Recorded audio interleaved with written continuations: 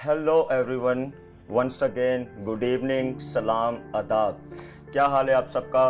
उम्मीद है बिल्कुल ठीक ठाक होंगे जनाब। और हमेशा की तरह हमारी ये दुआ है कि आप हमेशा ठीक रहें, वो भी पूरे दिल से। सो हम एक मरतबा फिर आप सबको आपके यूथ शो पूरे दिल से में हमारे पूरे दिल से वेलकम कहते हैं। सो बहुत सी बातें हम करेंगे आपसे जैसे कि हमेशा करते हैं, लेकिन सबसे पहले चलते हैं हमारी टीम की तरफ। और सबसे पहले हमेशा की तरह मेरे साथ Marion Samson. So hello Marion, क्या हाल है आपका? हेलो अगस्टिन, मैं बिल्कुल ठीक हूँ। आप कैसे हैं? बिल्कुल ठीक। कैसा रहा आपका पिछला सारा वीक? मेरा वीक बहुत अच्छा रहा, खुदाम का शुक्र है। होप ऑडियंस का भी बहुत अच्छा रहा होगा। बिल्कुल। सो उसके बाद हमारे साथ, जैसा कि हमने अपने लास्ट शो से हम देख रहे हैं कि ब्रिटनी हमारे साथ मौजूद होती हैं। So Britney, how are you? I'm good. What about you, Augustin? Very good. कैसा रहा आपका सारा week? Last week was really tiring, but it was really good even. Very good. Youth है, यूथ कभी बहुत काम और कभी बहुत रिलैक्स। एरिक, क्या हाल है आपका? मैं ठीक हूँ अगस्टिन, आप कैसे हैं? बिल्कुल ठीक ठाक। और मैं समझता हूँ कि पूरे दिल से आप ठीक हैं। पूरे दिल से ठीक क्योंकि जनाब पूरे दिल से ही ठीक रहना चाहिए, ठीक रखना चाहिए और हमेशा एक दूसरे को ठीक देखना चाहिए। जनाब मैं समझता हूँ कि ज़िंदगी, हम पिछले अपने हर शो में मैं समझता हूँ कि ज़िंदगी पर बहुत बात करते हैं, क्योंकि जैसा हमने अपना लास्ट मंथ में शो किया था कि सबसे पहले ज़िंदगी है और फिर कुछ और है।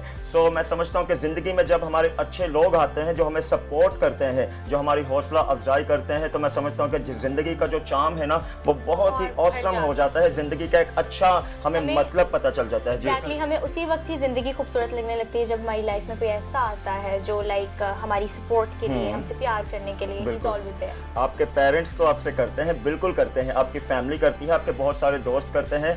और मैं समझता हूँ कि हमें उन लोगों को पहचानना भी आना चाहिए कि हम उन लोगों को पहचानते हैं नहीं। तो बात कर रहे हैं हम सपोर्ट की। और मैं ये भी समझता हूँ जनाब, जब हम ज़िंदगी में गुजरते हैं या ज़िंदगी गुजारते हैं तो हमारी ज़िंदगी में ऐसे बहुत से लोग आते हैं जो बहुत लिमिटेड टाइम के लिए मैं समझता हूँ होते हैं। तो वो लोग तो हमसे जुदा हो जाते हैं या वो कहीं किसी और स्टेज पर चले जाते हैं, लेकिन उनकी यादें हमारे साथ रह जाती हैं। जो यादें होती हैं वो बहुत ही स्पेशल होती हैं। सो ऐसी ही यादें हमने बहुत अच्छी अपने शो के लिए कैच पहले से कर रखी थी कि ताकि हम आज उन यादों को आपको दिखाएं। सो मैरियन, उस यादों के बारे में ज़रा कुछ बताएं आप। एग्जैक्टली, आज हम जिन यादों को याद करने जा रहे हैं वो यादें हैं ऑगस्टिन, जो हमने मीरब के साथ स्पेंड किया हुआ टाइम है, जो कि हमने उनकी शादी से पहले उनके ब्राइडल शावर के टाइम पे हमने वो रिकॉर्ड किया था शो, और वो बहुत ही अच्छा शो था। और वो था भी हमारा आउटडोर शूट। या आउटडोर शूट था and Meerab welcomed us with open arms. और मैं लिटरली कहूँगी I remember all that ecstasy that I felt at that time. और आज she is happily married, she is spending good time with her family. So let us take you to have a brief insight into Meerab's life. So here we go.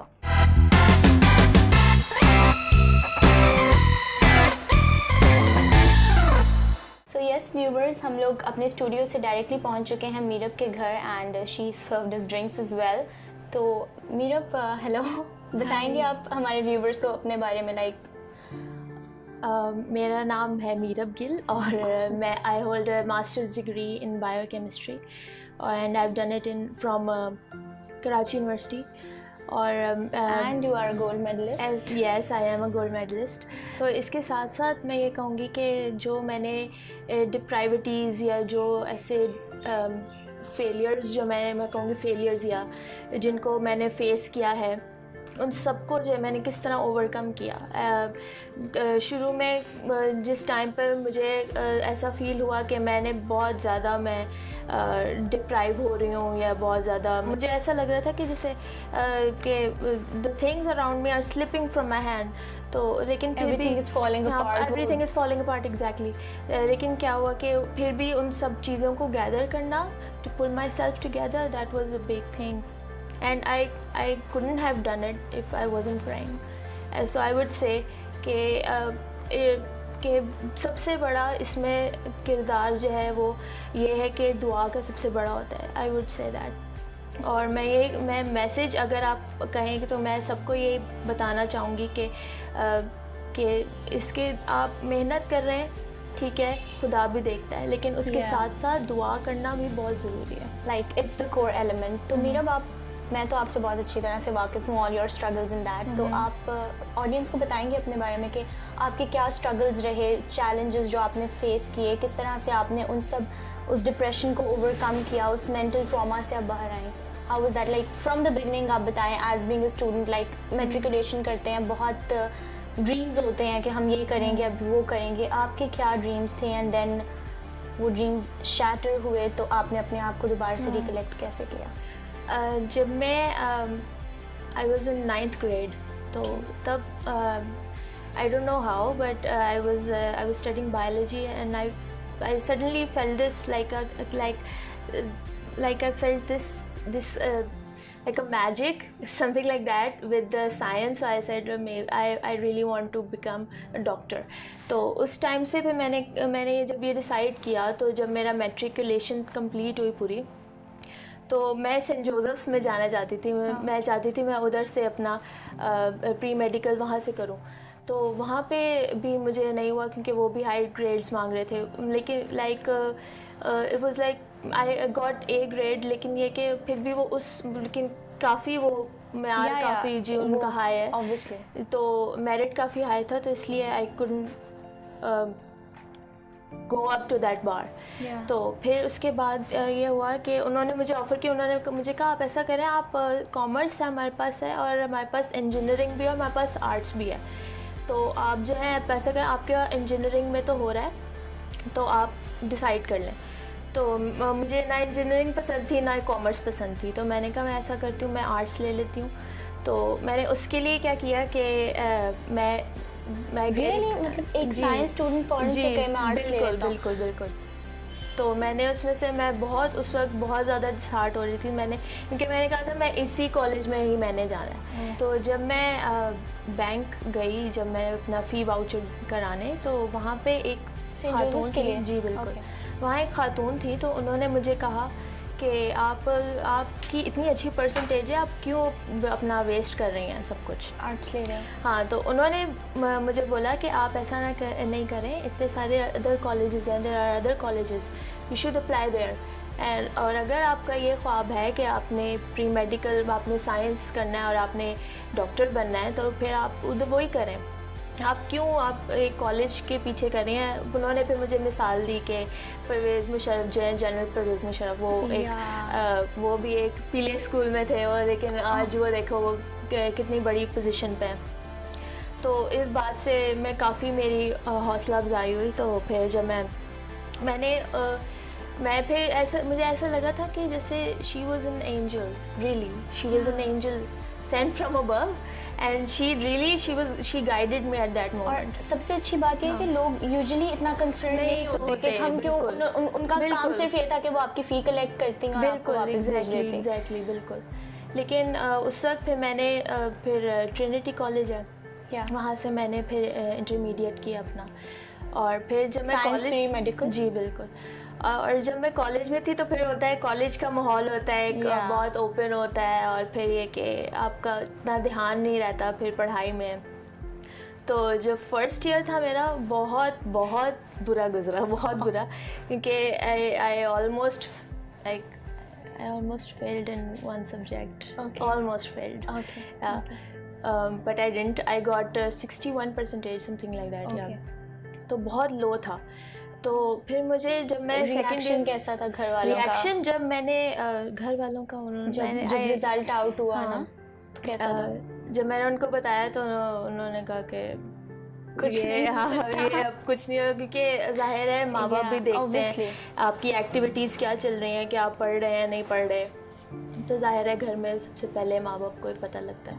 अभी जो आपने बात की ना कि parents को पता होता है आपकी हर एक्टिविटी का, तो वो मैं यही मुझे अभी एकदम से एक क्लिक में मैं एक किताब पढ़ी थी, तो उसमें जो मुसन्निफ थे उन्होंने कहा था कि माँ को धोखा देना बहुत मुश्किल है। माँ को पता चल जाता है कि उनकी औलाद की आंखें सोने से लाल हुई हैं या रोने से लाल हुई हैं। तो आपका घर पे क्या रिएक्शन था सबका, और डैड का, मॉम का? कुछ होता है ना यूजुअली वर्ड्स याद रहते हैं इंसान को, तो कैसा क्या था, कुछ याद आता है? कि पेरेंट्स ने एज सच मुझे कुछ बोला नहीं, बिकॉज उन्होंने जब देखा मेरी परसेंटेज देखी, तो they just said that you are capable of much more. तो बस वो उनका ये बोलना है, या मुझे उनके उस वक्त उनके एक्सप्रेशंस देख के तो मुझे बहुत Are you the eldest sibling? नहीं, हम we are 5 siblings and I am the 4th one. और मुझसे जितने भी बड़े हैं द एल्डर वंस वो सब कॉमर्स और आर्ट्स की फील्ड में है वो, तो इसीलिए I was the only one कि जिसको जो है वो जो मेडिकल इस लाइन में था, तो इसलिए I had to reach that bar. तो मुझे जो था मेरे ऊपर बहुत प्रेशर था, क्योंकि मुझे ये कहा जाता था कि ये मेरे ग्रैंडफादर की विश है कि मेरे डैड के बच्चों में से कोई डॉक्टर बने। तो मुझे जो था ये बहुत एक प्रेशर था जो मेरे ऊपर था। फिर मुझे सब एक्सपेक्टेशंस फील करता है फैमिली के, and everybody is looking at you. Exactly. और मेरे जितने भी घर वाले थे वो मुझे कहते थे नहीं ये कि they call me Miru, sir दे से कि मीरू जो है वो ये डॉक्टर ही बनेगी, हाँ ये मीरू डॉक्टर ही बनेगी, मीरू डॉक्टर बनेगी। तो वो भी सारी चीज़ें वो सब मेरे जो है वो सब मिलके वो मेरे माइंड में स्टक हो जाती थी। और फिर ये कि फिर मुझे हुआ कि चलो मैं जो है वो मैं अब मेहनत जो है, क्योंकि मैंने फर्स्ट ईयर में इस तरह किया, फिर सेकंड ईयर में मैंने कहा कि मैं मेहनत करना शुरू करूँ। अच्छा, I was at that moment I was at the crossroad where I couldn't find my way. I couldn't find you which were way completely to, blank, right? Exactly. I couldn't no find one to guide you. which path to choose. Yeah. तो मुझे उस वक्त जो मुझे कहता था कि आप आर्ट्स की तरफ जाएं, तो मैं आर्ट्स की तरफ चली जाती थी। मुझे कोई कहता था कॉमर्स भी अच्छा, आप देख लें। और ये मैं कहूँगी कि मेरी कोई इतनी कोई फ़ोटोग्राफिक मेमोरी नहीं है कि मैं कोई जीनियस या इंटेलिजेंट नहीं हूँ। मैं ये नहीं कहूँगी कि मैं ऐसी हूँ। मैं सिर्फ हार्ड वर्किंग हूँ। मेरे ऊपर चैलेंज था, मुझे चैलेंज दिया गया, मेरे ऊपर प्रेशर था, और इसलिए फिर मैंने उस प्रेशर को ऑल्दो आई कुडंट लाइक, मैं ये नहीं कहूँगी कि मैं आज डॉक्टर हूँ या मैं डॉक्टर बन चुकी हूँ, मैं ऐसा नहीं कहूँगी मैं। लेकिन ये कि मैंने जितना भी किया, जितनी भी मेहनत की मैंने, मुझे पता है कि मैंने मेहनत की। I am satisfied, really I am satisfied. तो मेरा वांना बी डॉक्टर से एक मास्टर्स इन केमिस्ट्री तक की जर्नी कैसी रही, और वो भी एक गोल्ड मेडलिस्ट? जब मेरा इंटरमीडिएट का जब मेरा रिज़ल्ट आया, तो जब मैंने अप्लाई किया डिफरेंट मेडिकल कॉलेजेस में, तो मेरा उधर यूनिवर्सिटीज़ में नहीं हुआ जहाँ पर मैंने अप्लाई किया था। तो फिर ये कि उस वक्त मुझे काफ़ी डिप्राइविटी हुई थी, क्योंकि जैसे मैंने एज आई सेड अर्लियर कि जो मुझसे वो मेट्स मेरी कि जो मुझसे जिनके कम ग्रेड्स आते थे उन्होंने प्राइवेट में ले लिया। जो लोग इतने हार्ड वर्किंग भी नहीं थे फिर इंसान जी। और फिर मुझे इस उससे बहुत फील होता था कि ये इसके मुझसे कम ग्रेड्स आते थे, आज ये देख लो, ये अब देख लो, ये डॉक्टर कहलाएगी, but I couldn't be that.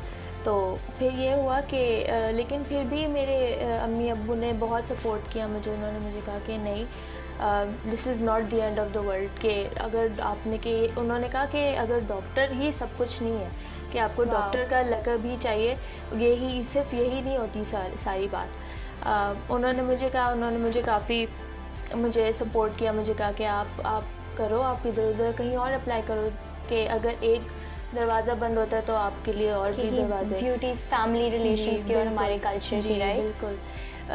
We always stand by each other. और बिल्कुल। फिर ये कि मेरी जो बिग सिस्टर्स हैं, जो एल्डर सिस्टर्स हैं, वो कराची यूनिवर्सिटी में थी, तो इसलिए उन्होंने मुझे ये सजेस्ट किया कि आप भी उधर ही अप्लाई करो। तो उधर भी मैंने अप्लाई किया। सिबलिंग्स की नॉलेज काम आ गई, अगेन फैमिली कम्स इन। फिर उन्होंने मुझे ये सजेस्ट किया, तो जब मैंने उधर अप्लाई किया, तो पहले मैंने फ़र्स्ट उस पर लिखा pharmacy.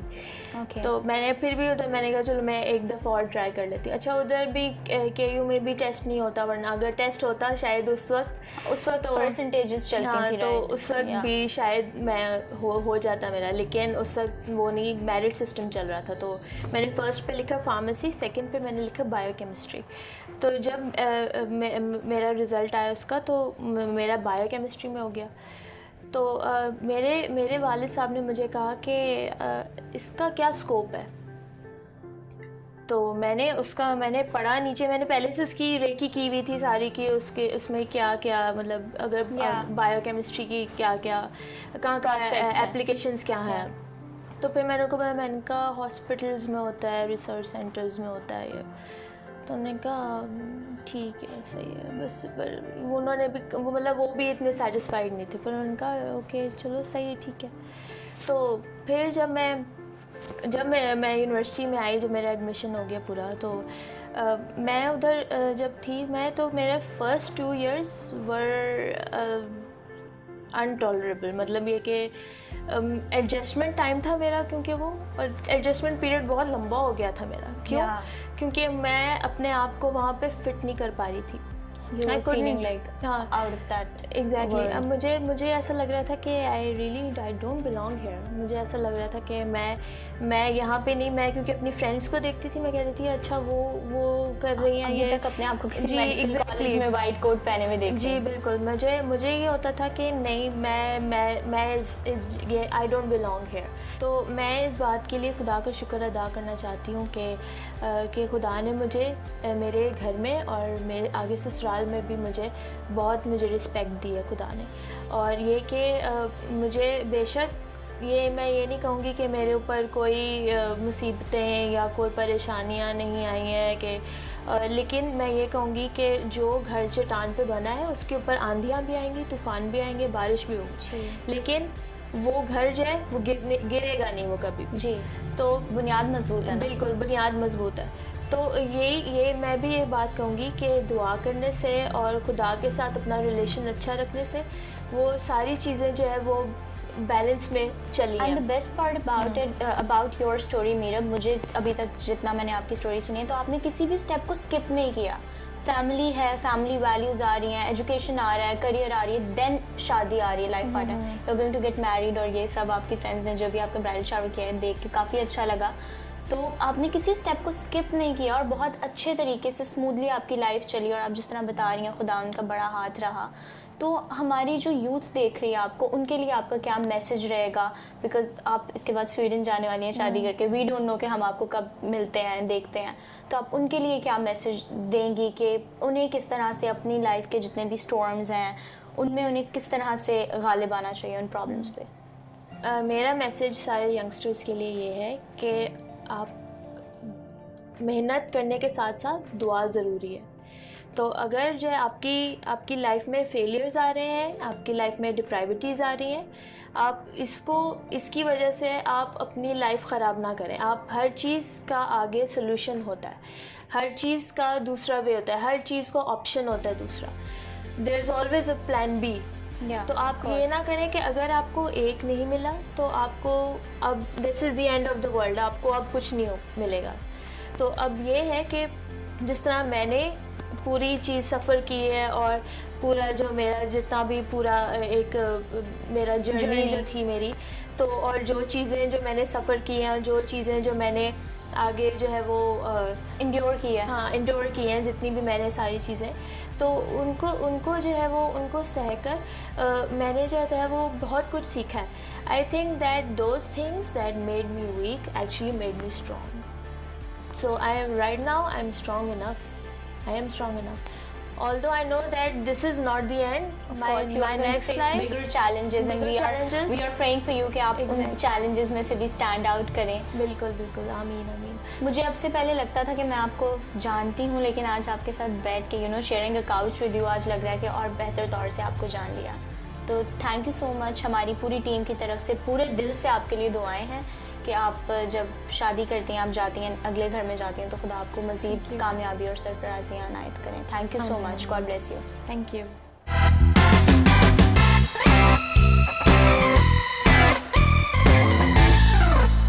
Wow marine, it was so like हम सब बहुत मोटिवेट हुए उनकी स्टोरी सुन के कि किस तरह इतने सारे फेलियर्स के बाद भी उन्होंने अपनी लाइफ को किस तरह कहते ना कि पीक तक लेकर गए। और सबसे बड़ी बात कि उनके फियांसी ने उनको कितना ज्यादा सपोर्ट किया। अब तो उनके हस्बैंड हो चुके हैं। अब तो उनके हस्बैंड हो चुके हैं। उस वक्त जब वो फियांसी थे, मतलब कहते हैं उस वक्त इतना मजबूत रिश्ता नहीं था, शादी में नहीं थे वो, लेकिन कितना उनको सपोर्ट किया। अगर वही बात आ गई कि सपोर्ट किया, और सपोर्ट करना जरूरी है, तो मैं तो बहुत ज्यादा मोटिवेट हुआ उनकी लाइफ से कि इतने सारे फेलियर स्टडी के लिहाज से देखें तो उसके बाद अगर एज अ स्टूडेंट हम जब फेल होते हैं हमें लगता है बस यहाँ पे बात खत्म, ना उम्मीद हो जाती है। बिल्कुल बिल्कुल। लेकिन उन्होंने कितने अच्छे तरीके से अपने लेकिन गोल्स को हमें अचीव होपलेस किया। नहीं होना बिल्कुल चाहिए। बिल्कुल, उन्होंने होपलेस मतलब अपनी उम्मीद को नहीं छोड़ा, बल्कि मैं समझता हूँ कि उनकी फैमिली ने बहुत उन्हें सपोर्ट किया।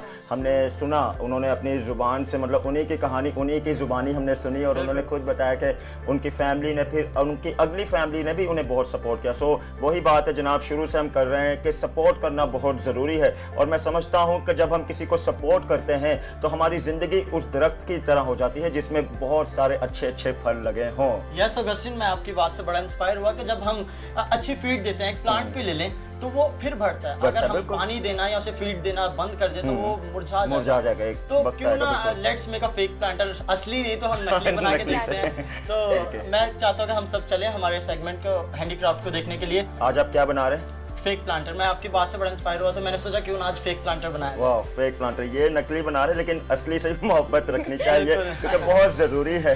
नहीं, मैं उसमें असली भी बना के दिखा दूंगा, आपकी बात को मैं पूरा करूंगा। चले चलते हैं एरिक के साथ और हम वहाँ मारिया को भी मिलेंगे क्योंकि मारिया वहाँ हमारे सेट पे ज्वाइन करेंगे। बिल्कुल, मारिया हमें एरिक के साथ ज्वाइन करेंगे। सो बिना किसी इंतजार के चलते हैं एरिक के साथ और सीखते हैं फेक प्लांटर फेक प्लांटर के बारे में।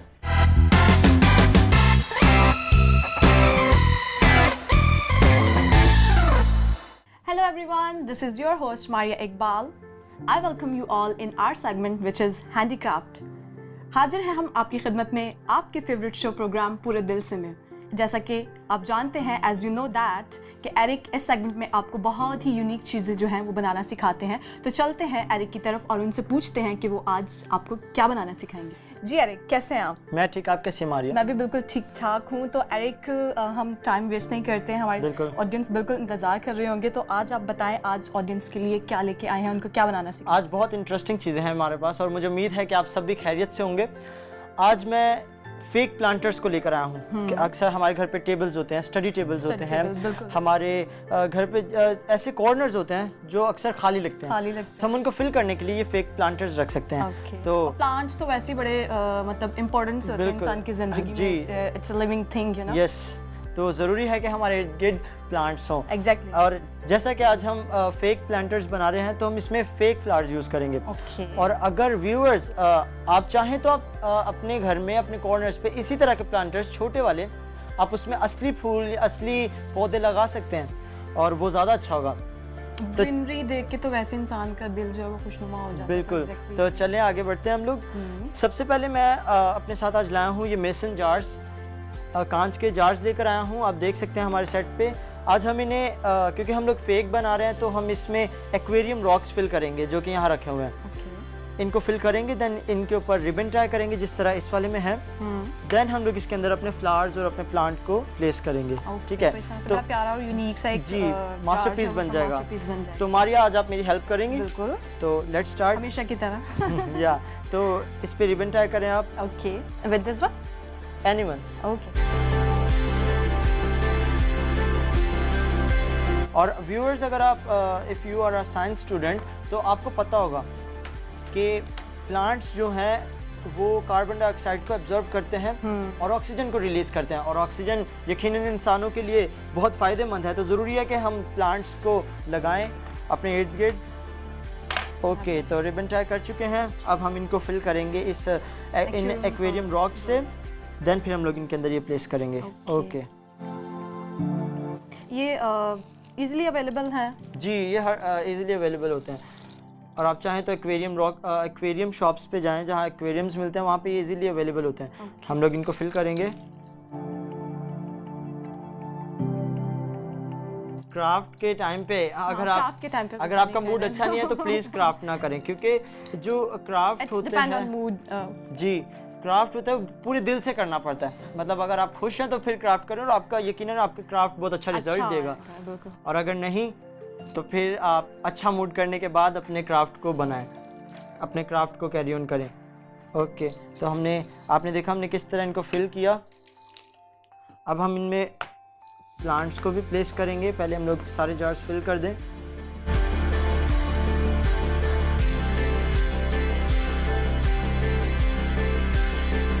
तो मारिया, अब एज अ टास्क आप लें, कोई भी एक जार ले लें। हम उन दोनों को डेकोरेट करेंगे और देखते हैं किसका ज़्यादा अच्छा बनेगा। ठीक है के साथ? जी, फ्लावर्स, ये लीव्स हैं, ये काफ़ी सारी चीज़ें रखी हुई हैं। फ्रेंड्स, आप देख सकते हैं कि हमारे सेट पे फेक फ्लावर्स रखे हुए हैं और ये बहुत अच्छे लगते हैं। अगर ये रूम में या किसी जगह पे रखे हो तो बहुत अच्छा लुक देते हैं और आपके रूम की ब्यूटी को इन्हेंस कर देते हैं। तो लेट्स स्टार्ट। आप करें, मैं अपने डेकोरेशन स्टार्ट करता हूँ। व्यूअर्स, देखिए हम आपके सामने किस तरह इजीली हम लोग इस काम को कर रहे इजी हैं। है, आराम से हो नॉर्मल जाएगा। काम है। मतलब आपका जो घर का कॉर्नर है, अगर वहाँ पे कुछ भी नहीं पड़ा हुआ है तो लाइक उन पे आप डेकोरेट करके रख सकते जी। हैं ताकि वो कॉर्नर एक खूबसूरत सा कॉर्नर बन जाए। जी बिल्कुल।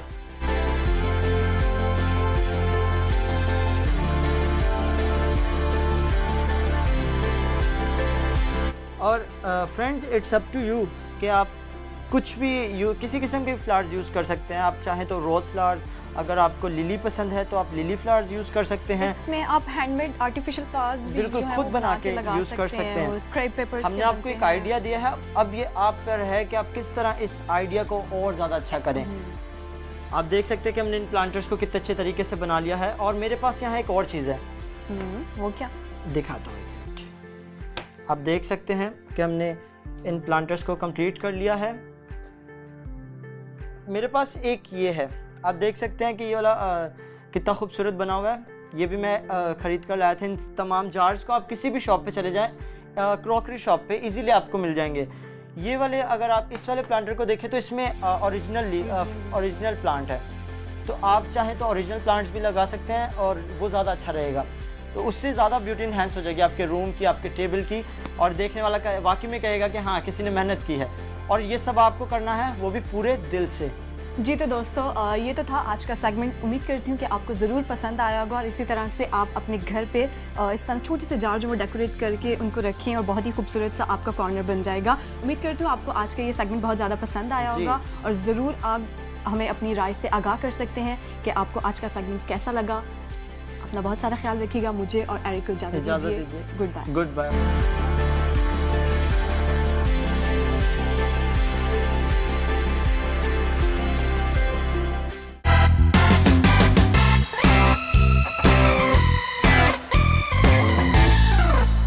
Wow, Eric, you did an amazing job. और मारिया, आप भी you did an amazing job. It was really wonderful. और आप लोगों की क्राफ्ट से ना मुझे एक बात याद आ गई. It just एक कोट क्लिक हो गया that when a flower does not bloom, we adjust its environment, not the flower. बिल्कुल बिल्कुल। तो ये यहाँ पे ये बात जो है सपोर्ट से भी रेजोनेट कर रही है कि अगर कोई इंडिविजुअल है, उसकी लाइफ हार्ड टाइम्स में चल रही है, तो हम उस शख्स को चेंज होने के लिए नहीं कहते, बल्कि उसकी इन्वायरमेंट को हम चेंज करने की कोशिश करते हैं अपनी सपोर्ट से। बिल्कुल जनाब।